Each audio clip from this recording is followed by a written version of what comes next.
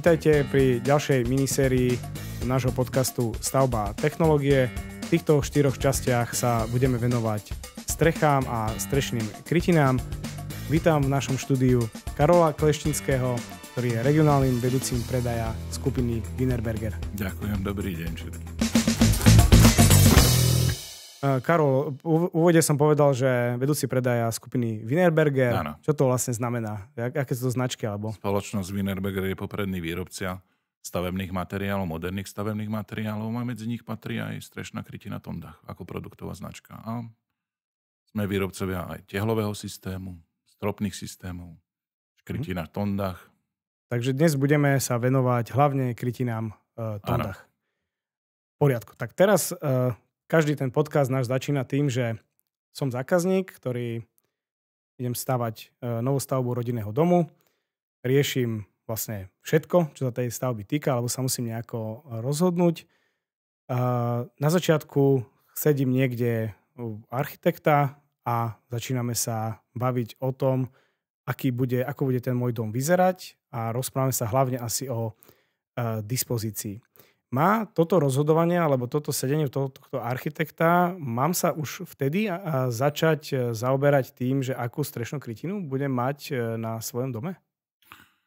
Áno, určite áno, bolo by potrebné, ale v princípe, pokiaľ sa jedná o šikmú strechu, tak vieme zakryť akýmkoľvek našim materiálom šikmú strechu, ale sú tam požiadavky na architektúru, na vzhľad strechy, na vizuál, takže tam by som konzultoval určite s architektom. Pretože možno k tomu prídeme neskôr, ale čo model, to sú iné technické parametre, hlavne v súvislosti so sklonom, pokiaľ chcem lesklú, matnú a tak ďalej a tak ďalej. Ale v princípe vieme prestrešiť každú šikmú strechu. A on ten architekt potom asi následne musí tú svoju architektúru posunúť statikovi. A tam už je v tomto momente nutné, alebo musím už vtedy vedieť, že ja budem mať napríklad plechovú vlastne krytinu, alebo idem do keramiky, alebo do betónovej? Keď sa bavíme pri novostavbách, tak ten krov by mal byť v zmysle noriem, to je otázka na statikov. Čiže nemyslím si, že sa robia rozdiely na rodinnom dome, že tam ide ľahká krytina, alebo Tondách ťažšia, alebo neviem, betónová. Ale v princípe by mala byť ten krov nastavený na všetky typy krytín. Takže nie je to tak, že teraz už projektuje ten statik, ten krov len na plechovú krytinu a ja už som sa teraz takto rozhodol, že... Môže to takto byť, ale tie moderné nové krovy už sú, myslím, nadimenzované tak, že sú na všetky typy krytín. Ale je to otázka na statikov skôr. Viac na statika, ale pravdepodobne to ešte nie je limitujúci potom faktor, že keď sa chcem ešte v priebehu výstavby rozhodnúť, že čo tam vlastne použijem, tak malo by to byť pri novostavbe asi univerzálne. Jednoznačnejší by som bol pri rekonštrukcii, tam sa určite treba radiť s statikom a projektantom. Pokiaľ meníme len strešnú krytinu, či ten krov je vyhovujúci, či nie je vyhovujúci, či to zakladanie stavby, ale to už tam to je potrebné, tam je to nutné. Takže rekonštrukciu by sme si nechali vlastne na koniec tohto podcastu, že aké tam môžu nastať ako keby limitujúce faktory alebo limitujúce požiadavky. Poďme teraz, vlastne začali sme hovoriť trošku, sme sa dotkli toho sklonu. Takže aké sú tie limity, čo sa týka vlastne sklonov šikmých striech? No, to je dobrá otázka. To je vlastne požiadavka na tú architektúru, či chcem mediteránsky štýl domu, novostavbu, alebo teda nižší sklon, vyšší sklon, lebo nie každý druh krytiny je vhodný na každý sklon strechy. A hovoríme aj o nejakých vlastne v rámci toho, že bavíme sa o Tondachu, tak hovoríme o nejakých minimálnych sklonoch? Môžeme sa baviť o minimálnom sklone do 10 stupňov. Do 10 stupňov. Dá sa zakryť aj nižšie, s nižšími parametrami, s nižšími sklonmi strecha, ale musíme robiť poriadne vodotesné podstrešie, kde je súčasťou debnenie, natavovacie fólie, prekryté kontralaty a to už môžeme hovoriť o tom, že je to strecha pod strechou. Ale u nás je také kritérium nejakých 10 stupňov sklonu. Čiže ak sedím u toho architekta, tak je lepšie, ak mu už rovno poviem, tak vyhnime sa tomu, aby sme boli pod 10 stupňov a vyhneme sa nejakým problémom vlastne v budúcnosti. Ale vychádzame z tej požiadavky na architektúru toho objektu, že vyslovene chcem strechu s nízkym sklonom, že tam už zadávam požiadavku. Jasné. Lebo asi nevidím veľký rozdiel, že keď tam vidím veľký rozdiel na tom dome, keď je rozdiel, že napríklad že 7 alebo 10 stupňov. Asi 7 a 10 nie, okom nie, ale 10 a 28 už asi. Už asi áno, hej. Ale práve je to o tom, že ak to nakreslí architekt a statik, navrhne to, že ja mám tam 7, tak vzniknú potom pri tej realizácii vlastne ďalšie potreby, ktoré vplývajú asi aj na cenu toho riešenia celého. A keď som na tých 10, tak asi som taký, že dobre, tak toto je nejaký štandard, že máme tu 12% sklon, tak som v pohode. Áno, tu vás trošku do toho vstúpim a zastavím. Každý jeden model má iný parameter toho najnižšieho sklonu. U nás sa to volá tzv. Bezpečný sklon. Aha. Čiže pod hodnotou alebo pod úrovňou toho bezpečného sklonu treba robiť už tie opatrenia, ktoré ste naznačili, ktoré sa môžu prejaviť aj vo finálnej finančnej výsledku. Dobre, tak prejdime rovno na tie možnosti, vlastne, alebo to asi sa týka povrchovej úpravy, tieto minimálne bezpečné sklony? Áno, aj. Tá konštrukcia tej krytiny a ten terminus technicus bezpečného sklonu vychádza zo skladby a prevedenia toho modelu. Napríklad tu máme Tondach Sensaton a vychádza to z toho, že máme škrydla Tondach je vlastne profilovaná škrydla, ktorá má masívne hlavové a bočné drážkovanie. Do toho zapadá z jednej strany bočná škrydla a z hornej strany horná škrydla. To je tá hlavová drážka a bočná drážka. A ten bezpečný sklon, hodnota toho bezpečného sklonu znamená, či táto bočná drážka je prerušená alebo je súvislá. Pri tejto škrydle bývala Samba 11, teraz sa to volá Sensaton 11, je bočná drážka prerušená. Čiže odtok vody od hrebeňovej časti až po odkvapu je pravidelne prerušovaný na každej jednej škrydle a je rozptylovaný do celej plochy strechy. Nie je tá bočná drážka tak zaťažovaná stekajúcou vodou dažďovou od hrebeňa až po odkvap v jednom bočnom žliapku. Preto táto škrydla môže ísť až na 10 až 12 stupňový sklon, lebo má prerušovanú bočnú drážku. A takisto, keď si všimnete, tak je masívna hlavová drážka. To je konštrukcia tej škrydle. Za nami sú dve škrydle, ktoré majú neprerušenú bočnú drážku, že tam je tá hodnota bezpečného sklonu trošku vyššia. Doplním pre tých, ktorí nás počúvajú v podcaste, že my súčasne točíme aj videopodcast, kde vlastne viete aj vidieť tieto produkty, ktoré tu nám máme pri sebe. Takže keď je potom rozdiel nejaký v cene, keď mám takúto škrydlu, ktorá má prerušenú tú drážku? Ani nie. Ani nie. Čiže je to o tom, že áno, že tu nám máme nejaký 12% sklon, tak poďme radšej do tohto typu, pretože to máme bezpečnejšie, že máme tu takto vlastne vyriešené. Nie každá škrydla sa robí v požadovanej farebnej úprave. Aha, takto. Čiže tam musíme nájsť nejaký kompromis, pokiaľ ideme do sklonu, alebo teda do nízkeho sklonu, musíme sa trošku zorientovať v povrchových úpravách, ktorá ten model ponúka.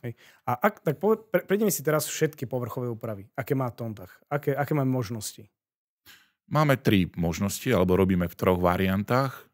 Prvá je prírodná, my ju voláme režná, čiže to je obnažená škrydla bez povrchovej úpravy. Druhá povrchová úprava je engoba a tretia povrchová úprava je glazúra.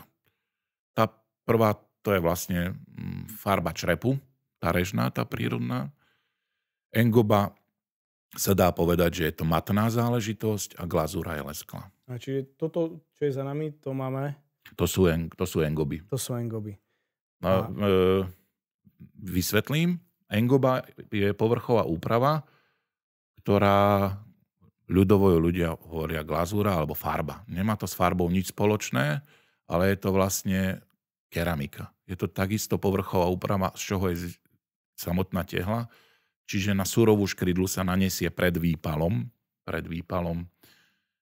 zmes takej hlinky, ktorá sa počas výpalu 1060 stupňov momentálne pálime, stáva súčasťou tej škrydly a vďaka tomu výpalu sa z tej povrchovej úpravy sa stáva keramická povrchová úprava, ktorú voláme glazúra.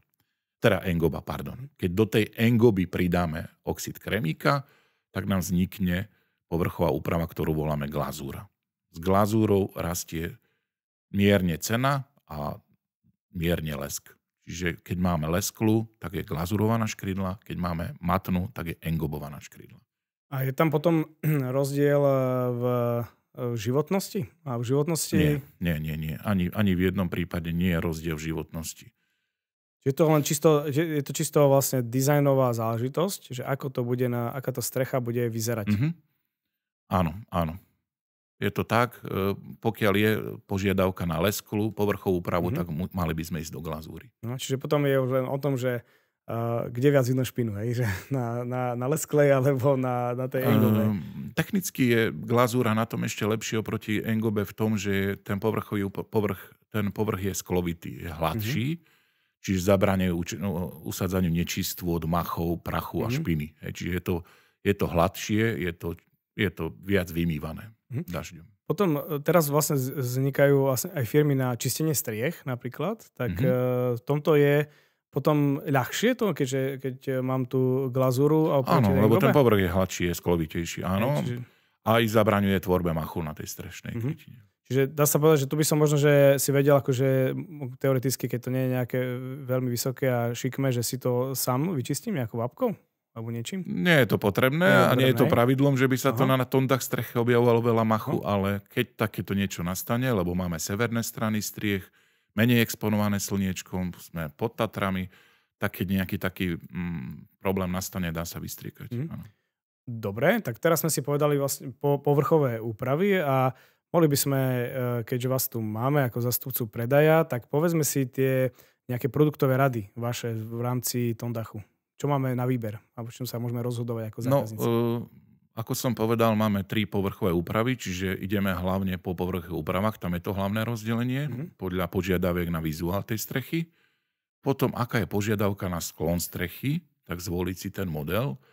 A tá segmentácia, teda tá kategorizácia, tá klasifikácia máme na vlastne pokrytie všetkých štandardných striech, čiže ideme od moderných až po historické pamiatkové bobrovky. Máme mediteránske štýly, máme škrydle určené na rekonštrukcie, moderné škrydle, veľkoformátové škrydle. Takže tá škála je veľká, ale vyslovene nemáme nejaké segmenty, ktoré sú určené len na určitý model. A farebne je to ako? Farebnosťou, alebo aké sú možnosti vlastne výberu farby? Od tej prírodnej, režnej, bez povrchovej úpravy, cez hnedé, čierne, leskle, vieme urobiť aj bielu. Dokonca raz sme robili na ruský trh aj zlatú. Aha, čiže, a takže akože si poviem, že chcem teraz mať modrú škrydlu, tak sa dá spraviť, hej? Áno, že dá sa spraviť hodzáka. Pridávajú sa do tej engoby pred výpalom oxidy kovov, ktoré vďaka vysokej teplote menia odtieň. A ten odtieň vieme spraviť v ľubovoľnej farbe. Rozumiem. Dobre, môže byť aj modrá, môže byť aj zelená, môže byť akákoľvek. To je zaujímavé, lebo tak to som si myslel, že iba z nejakého vyberiem si z nejakej farby, ktorá je niekde v katalógu a to je všetko. Možno, že asi to nie je potrebné, predpokladám, že to sa asi nedieje bežne. Áno, na zákazku to vieme urobiť, ale nemáme všetky farby od klasickej čiernej po rúžovú, trebárs v ceníku, v katalógu, ale ako pritiahnuté za vlasy sa dá vyrobiť všetko. Ale v katalógu si nájdete presne tú škálu, máme spústu farieb, veľa modelov. Dobre, to znamená, že už mám nakreslený ten môj dom, môj architekt mi spravil aj nejakú vizualizáciu, že takto by to mohlo vyzerať. Som v pohode s tým, že mám nejaký sklon strechy, mám tam nejaké prvky vlastne na tej streche, ktoré tam budú. Asi by som si už vedel, rozhodujem sa medzi vlastne značkami tej krytiny. S kým sa mám teraz, s kým som sa mal stretnúť, aby som rozbehol tento proces toho, že niekto, alebo že niekedy tá strecha vlastne bude celá nainštalovaná, bude celá urobená a budem spokojný, že áno, tak máme to zastrešené. Odporúčam kontaktovať našich oblastných manažerov, ktorí máme rozdelených na celom Slovensku podľa regiónov, kde sú, ktorí disponujú ktorí disponujú sieťou realizátorov, ktorých máme školených a certifikovaných, čiže vám vedia odporučiť aj realizátora. Pomôžu vám s výberom strešnej krytiny. Aj keď ešte nie ste rozhodnutí, tak podľa farby a sklonu, ktorá sa viac hodí. A odporúčia vám aj predajcu. Vysvetlia vám, v čom je rozdiel keramická krytina oproti iným krytinám a aké sú tam záruky a podmienky. Čiže oblastný manažér, táto služba je bezplatná a nezáväzná. On mi robí cenovú ponuku na tú? Áno, urobí vám aj cenovú ponuku, vypýta si od vás podklady, projektovú dokumentáciu. Naše nápočtové oddelenie vám to napočíta, urobí sa cenová ponuka a už sa komunikuje priamo s ním. A tam bude mať započítanú aj prácu, alebo je to... Nie, prácu neriešime. OK, tak znamená, že materiál, viem, že... Materiál, áno. Čiže potrebujem niekoho, kto zhotoví krov. Áno. A potom vlastne cenu za materiál, vlastne za materiál škrydly a všetky tie prvky ďalšie, ktoré tam vlastne ešte potrebujem k tomu. Áno, súčasťou cenovej ponuky nie je len škrydla, ale je kompletné keramické a nekeramické príslušenstvo. Čiže je tam všetko, čo tá strecha potrebuje, aby správne fungovala, aby bola funkčná. Čiže tak, aby potom, keď prídem, ja si dohodnem sa s tým realizátorom, tak aby on mi potom nevolal, že potrebujem ešte 10 kusov takéhoto typu niečoho, ale že už sa vlastne tomu predíde pri tom návrhu, že trafí sa to ten napočet? Na 90% určite áno, ale sú veci, ktoré my nevieme ovplyvniť a nevieme, či to na tej streche bude, či bude koľko kanalizačných prvkov na odvetranie, koľko digestorov bude. Jasné. Nevieme, či bude na hrebení sovička alebo mačička. Čiže to ešte, ale to je vlastne predmetom tej komunikácie s tým oblastným manažerom našim. Jasné. A potom on asi mi to nedovezie v kufri auta, takže idem to niekde kupovať cez niekoho. A to je kde? To je kto? Áno, my fungujeme na princípe zmluvných partnerov, čiže predajné miesta. Nedá sa to kúpiť priamo z Wienerbergu alebo z Tondachu, ale tie predajné miesta, tie zmluvní partnery sú stavebniny, strešné centra, pokrývač. Čiže je tá sieť vybudovaná. Čiže podľa lokality, kde ten objekt sa nachádza, kde tá striežka je, tak náš oblastný manažer teda vás alebo toho klienta odporúči k najbližšiemu predajcovi. A oni potom viem si predstaviť, predstavím si nejaké stavebníky, ktorých už nakupujem plno ďalších vecí na ten dom, lebo však som tam kupoval tehlu a všetky ostatné veci. Oni majú bežne aj skladom tieto prvky, nejaké, že teraz chýba mi 20 kusov niečoho. Tak... Snažíme sa mať u partnerov skladom tie najpredávanejšie modely. Čiže bežne Tondach nájdete na skladoch v stavebnínach alebo strešných centrách. Pokiaľ je potrebné niečo doobjednať, niečo chýbilo, alebo počas pokladky sa niečo zväčšilo, teda treba niečo doobjednať v priebehu 5 až 10 dní, lebo my máme skladové zásoby na Slovensku. Čiže buď priamo zo skladov slovenských, alebo priamo z výrobného závodu to ide potom. Do 5-10 dní. No super, to chcem práve spýtať, že dnes vlastne, ako tu sedíme, keby že sme urobili objednávku, tak taká je to dodacia doba, že do 10 dní viem to mať v tých stavebninách alebo niekde na stavbe? Aj hneď. Pokiaľ sa trafíme do produktu, ktorý má partner na sklade, stavebniny, tak máte to okamžite. Pokiaľ ideme do štandardných produktov a nemá partner na sklade, máme to na Slovensku, tak tých 5 dní to je v pohode. Pokiaľ to nemáme na Slovensku, tak nejakých 10 dní. Lebo máme, viac výrobných závodov, berieme zo Slovenska, Maďarska, z Čiech, Rakúska, takže preto tam tých ďalších 5 dní. No ale proste nie je to, že nečakáte 3-4 mesiace. Že 4 mesiace teraz budem čakať za krytinu. Už nie, že boli aj také časy, tak aj v iných segmentoch si to proste pamätáme. No a dobre, tak dajme tomu, že super, už máme to niekde v stavebninách, alebo v prípade máme to navezené na stavbe. A rozprávali sme sa s tým regionálnym manažérom aj o tom, že kto by mohol byť ten realizátor, lebo to je vlastne v každej časti stavby toho domu. Určite každý stavebník chce, aby každá jedna časť dopadla dobre. To znamená, dobre je, že je to zrealizované bez akýchkoľvek vlastne problémov. Keď nejaké problémy vznikli, tak sa vlastne vyriešili, ale je to, že nezostáva mi v pamäti, že tu máme nejaký problém, ktorý o 5 rokov budeme zase vlastne vyťahovať, že tá stavba je postavená dobre a mám s tým vlastne ako keby pokoj. Hej. A teraz ideme k tomu, že vždy ten výber tých realizátorov na všetko možné, aj od tej hrubej stavby, okien, inštalácia všetkého, tak sa vždycky vlastne každý sa ten stavebník rozhoduje, že koho si vyberie. Keď sa rozpráva s tým vašim regionálnym manažerom, ten pozná tých realizátorov, pozná tie firmy aj osobne? Áno. Pozná, pretože snažíme sa budovať sieť kvalitných realizátorov. Nie sú to naši ľudia, zamestnanci, ale je to sieť živnostníkov stavebných firiem, ktorí minimálne raz do roka školíme a certifikujeme. Čiže on disponuje zoznamom a respektíve na našich stránkach sú školení a certifikovaní pokrývači a stavebné firmy, ktoré poznajú strešný systém pokladku a prvky Tondach. Čiže oni vedia, alebo vidia aj na tých školeniach, že nie len to, že tak toto je proste nejaká škrydla, ale že aké všetky možné prvky existujú a ako riešiť rôzne stavy, ktoré môžu vlastne nastať. My sme sa bavili ešte pred tým, že existuje takzvaný pojem, že posuvná strecha. Čo to znamená pre toho realizátora alebo v vašom prvku? Posuvná škrydla znamená, že v tejto hlavovej drážke, v tejto masívnej, je priestor na to, aby sa každá rada škrydiel dala posúvať. Čiže je variabilná tzv. Krycia dĺžka. Od do.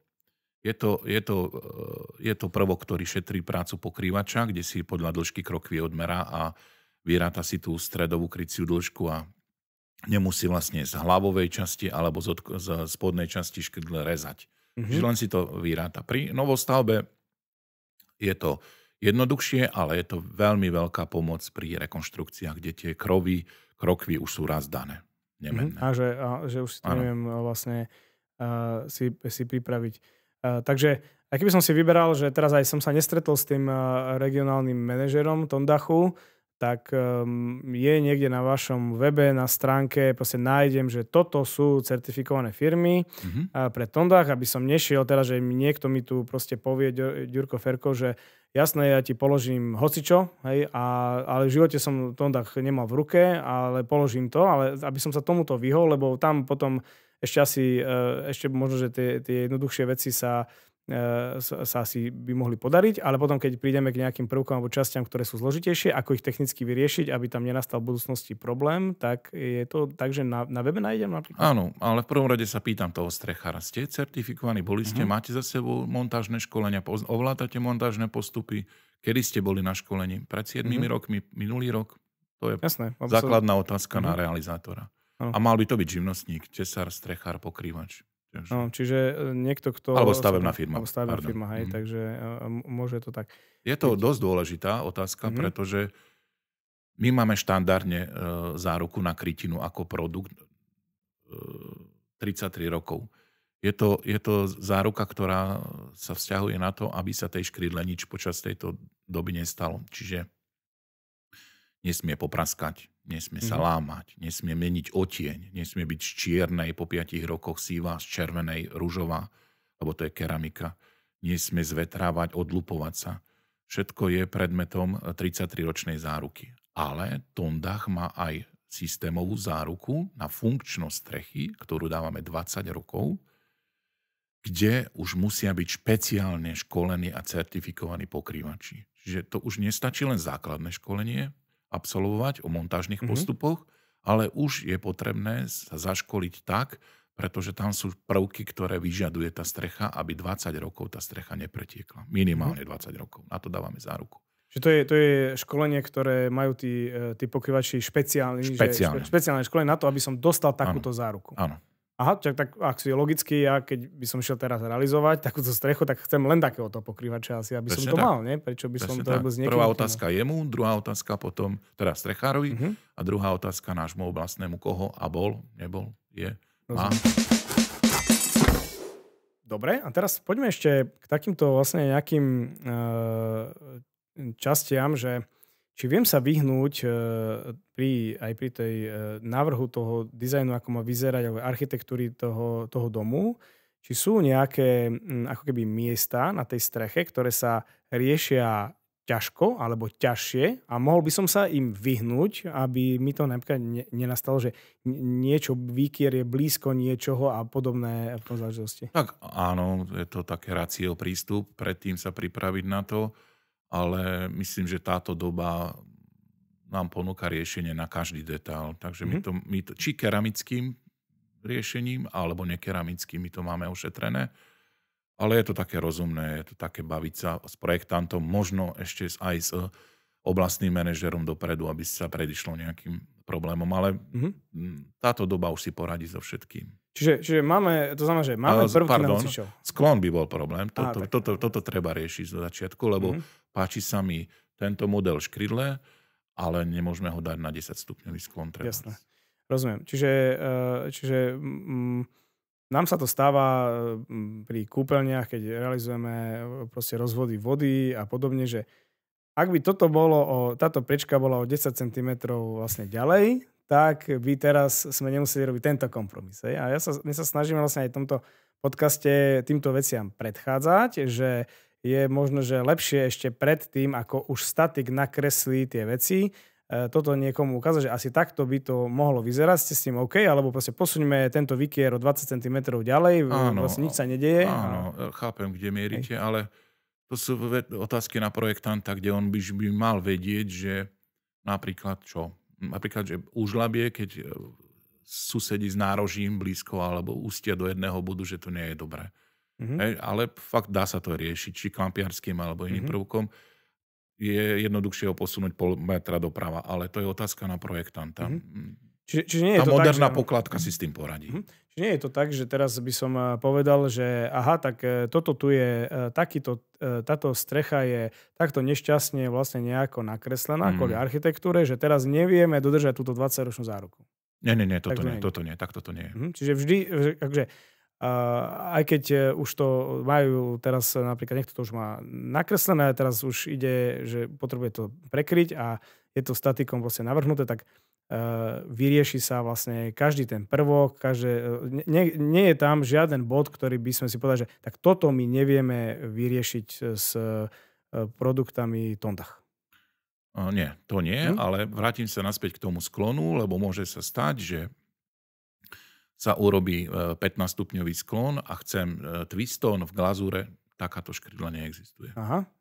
Momentálne. Okay. Takže je dobré ešte predtým, ako už to mám aj nakreslené, jednoducho kontaktovať aj toho originálneho zástupca, aj keď viem, že pokrývať budeme na budúci rok v jeseni. To nevadí, proste si s ním sadnem, dám si 1 hodinový rozhovor, aké možnosti mám, aby som sa vedel zariadiť a už rovno, keď riešim s tým architektom, tak upravím, proste, že zdvihneme sklon strechy a vieme si vyberať z toho. Tak. Naši oblastní manažéri sú v pravidelnom kontakte aj s projektantmi a architektmi. Čiže bežne tvoríme najprv na papieri skladbu strešného plášťa a krovu, aby sme sa docielili to, aká je požiadavka na ten vizuál strechy. Dobre, a teraz my vlastne za Centrum kúrenia Baník a Syn vlastne riešime rôzne technológie a jedna z nich je fotovoltika. Takže fotovoltiku inštalujeme určite aj na vaše strechy. Je tam nejaký problém, alebo zasahujeme do niečoho, čo vlastne by mohlo pokaziť záruky? Dosť často sa stretávame s touto otázkou, lebo fotovoltaika a solárne prvky sa objavujú stále častejšie a častejšie. Máme, ale sú to univerzálne kotviace prvky. Skôr by som oslovil priamo výrobcu tých panelov, ktorý má presne šité na mieru riešenia, ale vôbec žiaden problém to nie je. Takže sú prvky, ktoré sa používajú od výrobcov a sú kompatibilné. Lebo my tie ako máme na všetky typy škrydel, máme rôzne typy hákov. Čiže keď robíme proste, že toto je že nejaká bobrovka, OK, máme na bobrovku, máme háky fixné, máme háky nastavovacie. Dá sa povedať, že na škrydlovú strechu je najľahšie spraviť fotovoltiku, lebo je to najjednoduchšie a teda aj, je to v podstate aj ako keby aj najbezpečnejšie, čo týka akože nejakého budúceho vlastne vývoja oproti, teraz myslím ako životnosti toho riešenia, že niekde sa prechádza, zasahuje vlastne do tej strechy. tak proste na škrydlu je to vlastne, určite je to najjednoduchšie, čo týka aj toho prístupu, aj keď sa to realizuje, vieme si odobrať tie škrydle, vieme proste tam robiť. Áno, je to skladaná strešná krytina, čiže nie sú to nejaké obrovské veľkoformátové prvky. Tak ako to vidíte, z hornej časti drží spodnú škrydla z vrchnej časti a z bočnej ďalšia, čiže pekne sa to dá rozobrať. V tejto hlavovej časti vedete konzolku, ktorú kotvíte buď do krokiev alebo do samostatného tesárskeho prvku a máte to. Čiže nejde o to len kotviť samotný prvok na tesárskú konštrukciu, ale samotné kotvenie toho panelu je tiež veľmi dôležité. Preto odporúčam kontaktovať priamo výrobcu toho panelu, aby to bolo. Ale máme univerzálne prvky, ale je lepšie možno. Tie, ktoré my máme bežne, lebo teda bežne s nimi aj pracujeme a máme to rokmi overené, že toto tam proste drží a nič sa s tým vlastne nezateká to niekde. S tou fotovoltikou hneď súvisí aj bleskozvod, lebo ten by tam mal byť urobený, nainštalovaný vždy, aké tam je tá fotovoltika. Na upevňovanie bleskozvodov máte vy rovnou prvky? Máme bleskozvodné prvky, sú dva. Jeden je na vedenie tých bleskozvodných lán, alebo ako sa to volá odborne. Čiže jeden je na vedenie v hrebení a v nároží, to sú také účkové univerzálne prvky. A potom máme na vedenie tých bleskozvodných prvkov v ploche strechy, kde sú vlastne profilované háky v tejto hlavovej drážke, kde sa nadvihne horná škrydla, zavesíte hák a sú úplne jednoduchý úkon so samostatným očkom. Čiže tieto dva prvky. A týmito sa vlastne vybaví celý bleskozvod na streche. Môžeme aj vlastne dodať k tomu, že fotovoltika na takéto streche, keďže toto nie je vlastne kov, tak sa dá vyriešiť aj čo sa týka ochrany pred bleskom najsprávnejšie. Takže my vieme spraviť vlastne prepäťové ochrany a odizolovať tu a urobiť odstupové vzdialenosti od bleskozvodu a tú fotovoltiku tam mať vlastne bezpečnú, že aj keď ten blesk udrie do tej strechy, tak nič sa nedieje, pretože tie naindukované veci do tých panelov sa zvedú, takisto prepäťovými ochranami a blesk samotný sa zvedie vlastne tou bleskozvodnou sústavou. To sme mali vlastne nejakou, že asi môžeme aj uzavrieť celú tú oblasť novostavby. Poďme ešte sa dotknúť aj rekonštrukcií. Keď rekonštruujem starší rodinný dom, vlastne máme program z plánov obnovy Obnov dom, takže aj sa staršie domy sa budú obnovovať teraz v týchto rokoch. Čo tam nás limituje, alebo aké tam môžu nastať veci, keď už nesedíme s projektantom, že máme zelenú lúku a môžeme si nakresliť, čo chceme, alebo si to upraviť, ale už vychádzame z nejakých podmienok, ktoré sú definované tou staršou stavbou. V prvom kroku určite kontaktovať našho oblastného zástupcu, ktorý príde a zhodnotí stav strešnej krytiny pôvodnej a charakter, aby sme navrhli tú správnu. A tiež ja odporúčam kontaktovať projektanta statika, pretože nikto nevie, ako je tá stavba založená, zakladanie, či je to objekt s válkou, či má prvky, ktoré tá stavba má mať. Čiže tam to môže byť už limitujúce, že tá váha proste nás nepustí? Že už máme, že aj sklon by sme mali? Môže byť, môže to byť limitujúce. Pokiaľ tá konštrukcia, skladba toho objektu je nevyhovujúca, tak tam sme limitovaní. Ale v princípe platí to, pokiaľ je tam stará škrydla, ktorá je určite ťažšia ako momentálne súčasné, tak ten tondach tam môže ísť. Ten tam môže byť. Potom je vlastne otázka toho, že aj keď tam napríklad nie je tam veniec urobený, či nie je niekedy lepšie vlastne dať dole celý krov a spraviť si ho možno na novo. Áno, ale ako treba sa radiť so statikom a projektantom. Dobre, statik sa vlastne... Tam je ešte možno... Tam je to veľmi dôležité, že proste zavolať toho statika, ten sa tam musí k tomu vyjadriť, pretože tú rekonštrukciu, keď niekto robí, tak chce, aby to vlastne dopadlo celé dobre a keď sú tam vlastne staršie veci, ktoré niektoré môžu byť aj nejasné, lebo aj to zakladanie bolo v minulosti rôzne. Tam vlastne nikto nevidí do toho, že takisto aj tá skladba steny môže byť takisto rôzna. Aj legislatíva je nastavená tak, že pokiaľ nerobíte zásah do strešnej konštrukcie, do tesarčiny, tak platí tam len oznamovacia povinnosť, že meníte len strešnú krytinu, plášť. Ako náhle tam urobíte zásah do strešnej konštrukcie, to už nie je oznamovacia povinnosť, ale už je to stavebné konanie. Čiže tam už sa má vyjadriť projektant a statik, to už je. Ďakujem, Karol. Tak to sme teraz, prešli sme si všetko, máme stavbu naprojektovanú, vieme, kde to kúpime, vieme asi už, kto je realizátor. A teraz povedzme si ešte, že prečo Tondach? Prečo Tondach? No, je to rokmi overený materiál stavebný, rokmi overená značka Tondach. Je to 100% prírodný materiál, nepoužívame nič. Základnou súrovinou na výrobu tohto produktu je hlina. Následne, ktorá prechádza výpalom, z tej hliny stáva keramika. Je to fenomenálna vec. Je to bezúdržbová záležitosť. Aj povrchová úprava, ktorá prechádza rovnako výpalom ako škrydla, tak je keramika. Je stálofarebná, je bezúdržbová.